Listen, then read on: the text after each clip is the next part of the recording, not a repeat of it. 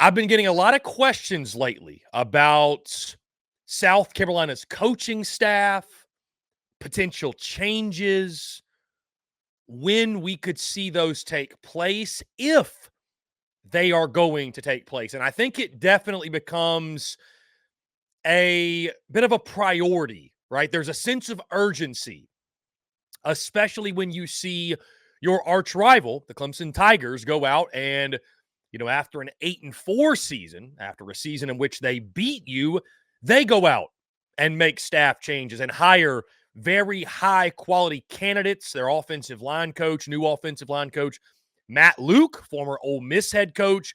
And on the defensive side, they add Chris Rumpf, a Gamecock alum, to their defensive staff. So many Gamecock fans looking around saying, hey, what is Shane Beamer waiting on? Are there going to be staff changes? Because right now we see Shane Beamer's on the road recruiting. His staff is on the road recruiting. So it kind of makes you sit back and wonder, like, what's going on? Are there going to be changes? The latest I'm hearing, guys, is this. The latest I'm hearing is up to 5. There could be up to 5 staff changes. Will there be 5? Maybe, maybe not. But I think what you've seen from South Carolina, not just in that regard, but you look at the transfer portal, there's a bit of the mentality of trimming the fat, if you will, right? Not all portal entries are equal.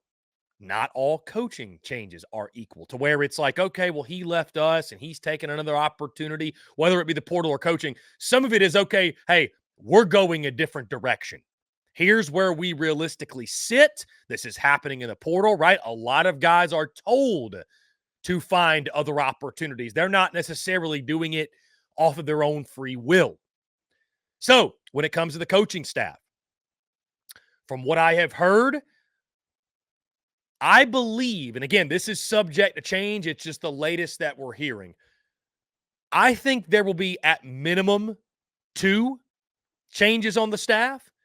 From what I've heard, there could be up to 5. I'm not sure there will be 5, but there could be up to 5.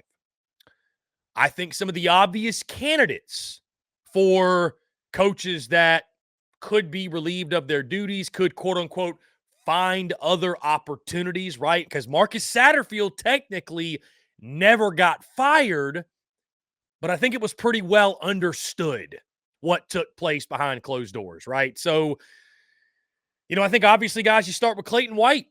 I think you start at the defensive coordinator spot. After a really rough season, just finished his 3rd year, a season in which there was a 4-game stretch, 4 games in a row. You allowed 30 points or more in each of those games. I think Clayton White is the first name that comes up. I think a change at DC could happen. That's certainly one of the names that I've heard that's been floated around. I think you look at the running back coach position, Montario Hardesty, right? Montario Hardesty, a coach that there's been questions about running back recruiting. There's been questions about the handling of that position. Certainly, that is a name that has been floated. Believe it or not, guys, I've also heard the name, and again, these are all speculation. This is all just what I've heard. I've also heard the name Justin Stepp, believe it or not, at the wide receiver coach position, which you look at some of the guys that are departing, and, maybe there could be something to that, although I'd be kind of surprised if Justin Stepp were relieved of his duties. You then look at strength and conditioning. Luke Day, a name that is out there. Maybe potentially South Carolina goes a different direction. So, and I will say this, guys. What would stun me more? If South Carolina changes 4 to 5 coaches on the staff, or if they change 0, if they keep the same staff that went 5-7 in 2023 into 2024. What would surprise me more is keeping the exact same staff. Because again, I really do feel like in the building, Gamecocks football, Shane Beamer, they've taken this mentality of, okay, fat's got to be trimmed. South Carolina has to go a different direction. And so the big question becomes then, well, what's the holdup? Why not now? What is South Carolina waiting on? And I think there's pros and cons to both ways of action, right? I think there's pros and cons to doing it right now, right? Doing it right now in the midst of the transfer portal and what have you, doing it immediately after the season. I think there's pros and cons to waiting until after National Signing Day, which will take place in 15 days on December the 20th. I think you look at the pros and cons of right now. The pro, you get out ahead of it, right? You get out ahead of it. And, you're able to start the search early. You're able to potentially maybe do like a Clemson did and fill those positions early before the portal ends, before the signing day takes place.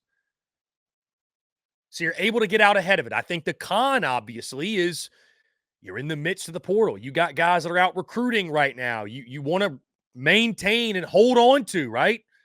Your 24 signing class. You think about Dylan Stewart. You go fire Clayton White. Do you lose him as a prospect? That'd be a huge loss for South Carolina.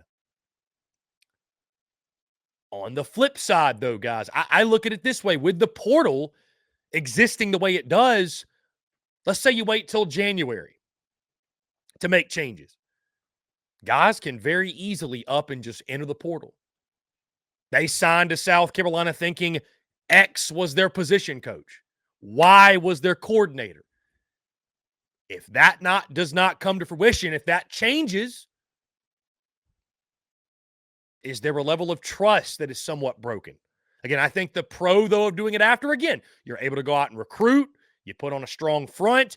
You're able to focus on the portal and recruiting and getting talent versus being spread thin, and maybe you don't land the guys you hope to land. Because, again, it's about Jimmys and Joes, right, more than X's and O's. South Carolina has a good players problem more than a good coaches problem, I would argue, although there need to be changes.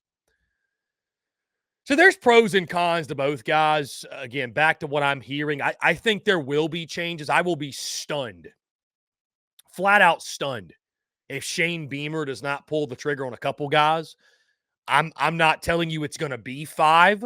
I've heard it could be up to 5. Realistically, I don't think it will be 5.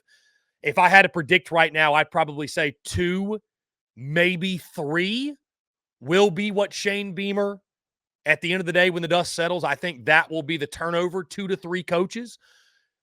But I think Shane Beamer understands, and again, we're seeing it in the portal.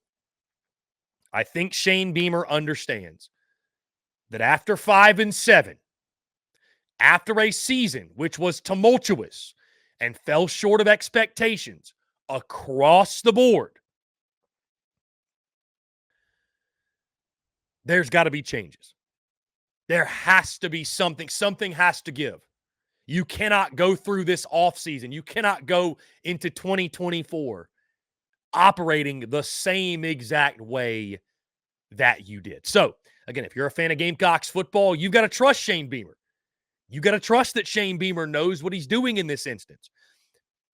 But I think rest assured, because I know there's frustration right now, and I totally get it, right? Again, you see Clemson making moves, and they went 8-4, and they beat you.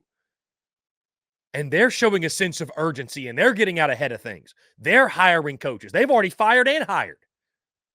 Meanwhile, South Carolina, no staff changes in Columbia. I do not think that'll be the reality for much longer. If I had to predict, guys, also of when these staff changes will take place, with that being said, and this could change, no doubt. This could happen today, could happen tomorrow, whatever. I think Shane Beamer's a guy that's going to wait until January. I think Shane Beamer's a guy, guys, that he doesn't want to sever ties. I mean, you think about it. Has Shane Beamer ever fired anyone? Who is Shane Beamer fired? He didn't technically fire Marcus Satterfield. So maybe he will fire Clayton White. Maybe he will fire Montario Hardesty. Maybe he will fire somebody else. I have no idea. But if I had to guess right now, I'm thinking it's early January. And also, guys, here's the other thing too. There could be coaches out there they're targeting that are currently coaching in bowl games. Maybe they're coaching in a New Year's Day bowl game. Maybe they're coaching in a playoff. Who knows? But I understand not wanting to make a move and just have an opening, and the opening sit there for weeks and weeks and weeks. At the same time, though, a bit of a restlessness grows within the Gamecocks fan base. And after a 5-7 season, you can't blame them. So, again, guys, I think there will be staff changes. We're hearing behind the scenes there will be staff changes. When that will take place, we shall see. But I do think, and we've seen it in the portal, 16 guys have entered the portal at this point, and we're only through a day and a half. Trimming of the fats happening in Columbia in regards to roster turnover. And I think it's only a matter of time before it hits the Gamecocks coaching staff as well.